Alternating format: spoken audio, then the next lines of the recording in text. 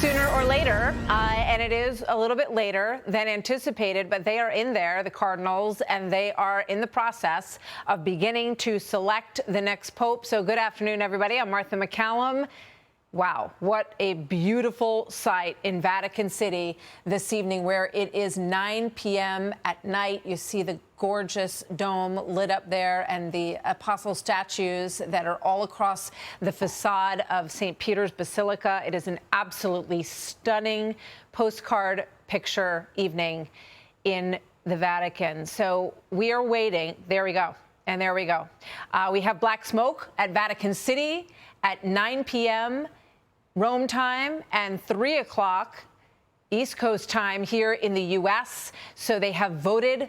They have put those votes into this burning machine that has now emitted black smoke on day one as this process is now underway. 133 cardinal electors from around the globe, the most diverse group of cardinals we have ever seen, make this decision, or effort towards making this decision at this point, entered the Sistine Chapel today. They had a very solemn mass as they prepared to begin this process. They are sealed off from the outside world, conclave, with key, and that goes back to what John Roberts was talking about moments ago. Back in the Middle Ages, they had to lock them in, literally, in order to get a decision because it had taken a couple of years. But there's no doubt about what color that smoke is. It is clearly black. We talked about how in the past sometimes it looks a little gray, it looks a little white at first, but we've got black smoke here. So let me not take another moment to go live to Rome here and bring in Bishop Robert Barron from the Diocese of Winona Rochester in Minnesota. He is, of course, the founder of Word on Fire, which is the largest Catholic media evangelization organization in the world. Every day he sends out readings and his thoughts on the day, and he is one of the greatest scholars that we have in America to cover this story with us. So, Bishop Barron, welcome. It's wonderful to see you again. Good afternoon, good evening to you in Rome. It's evening here, yeah, and you're right. There's no question about the color of that smoke. It's pretty decisive. So give me a little sense of what it's like there. We see a lot of activity in the crowd right now. Give us a sense of what it has been like there this evening, Bishop Barron. There's been a lot of excitement. I was there pretty early when the Cardinals they just come into the Sistine Chapel and they were taking their formal oaths, and that was being displayed on the screen. And the square filled up pretty quickly. I was surprised how many were there. And there was a lot of excitement, a lot of anticipation. And then a lot of us were wondering why it was taking quite so long. They got in there about 6:30 or so, and now at 9 we get the black smoke. They had a sermon given to them by Cardinal Cantalamessa. Maybe he preached a little long. Also, in the first round of balloting, they have to make another formal statement and sort of kind of a prayer as they give their first vote. That doesn't have to be repeated in the future ballots. So that would take a little time as well. But I'm kind of relieved in a way that we have a result anyway. It was very unlikely there'd be a definitive vote in the first round. That hardly ever happened. So we're not surprised by that. This vote, though, undoubtedly was an important one because for the first time, names emerged. So we've all been talking about candidates. They've been talking about issues. Well, with this first ballot, okay, some names evidently emerge. And they'll take it from here. We'll see tomorrow if someone rises, someone falls, you know. But this first round almost certainly was going to be indecisive, but it's important inside that chapel.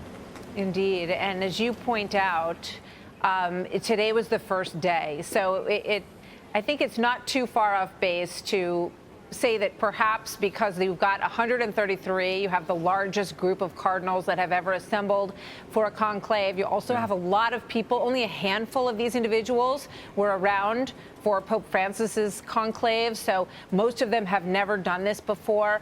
It's not that surprising, I think, that maybe it took a little bit longer than we had anticipated, although we're still in the window of the time frame that we thought this might happen today. But how much, and then as you point out so importantly, Bishop Barron, now after they vote secretly, they do get to understand how many votes different people have, correct?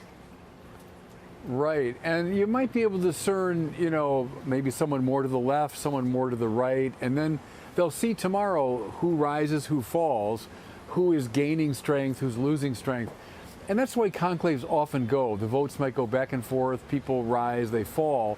And it might turn out there's a bit of a deadlock, that the left-wing and right-wing candidates might, be at odds, and then they start looking for a compromise candidate. I'm speculating, but it often goes that way in conclaves. This time, too, that might be more of a factor, because I sense some division among the cardinals as they gathered for the general congregations. Some wanting to see real continuity with Francis, others wanting a break with that tradition. So that's being played out right now in the walls of the Sistine Chapel. Yeah, it's a great point, because if you have to secure 89 votes in order to get that two-thirds margin. And if it becomes clear that someone on the perhaps conservative side versus the more Francis side, let's say, cannot get to 89, then at that point they will have to look within themselves, these cardinals, and say, who's my second choice? Who's maybe someone who could bridge this gap, right? Right. It's often the second or even third tier candidates that emerge. Think of the conclave in 1978 that elected John Paul II. There was a battle between warring factions among the Italians. And then after a number of ballots, someone said, well, we better cast about for another candidate. And it was Cardinal Koenig of Vienna who suggested the name of, at the time, not that well-known figure of Karl Wojtyła. And then he emerges as John Paul II. So that can happen in a conclave. We might all be surprised. We've all been banding about various names. I can tell you, I was here 12 years ago when Jorge Mario Bergoglio was elected. Nobody predicted him. He was on nobody's list. We knew he was second the time before, but everyone thought, oh, he's too old, he'll never be elected. And they surprised us. So there could be a surprise this time, too. We'll see. Yeah, it's one of the few jobs in the world where being older is apparently an advantage.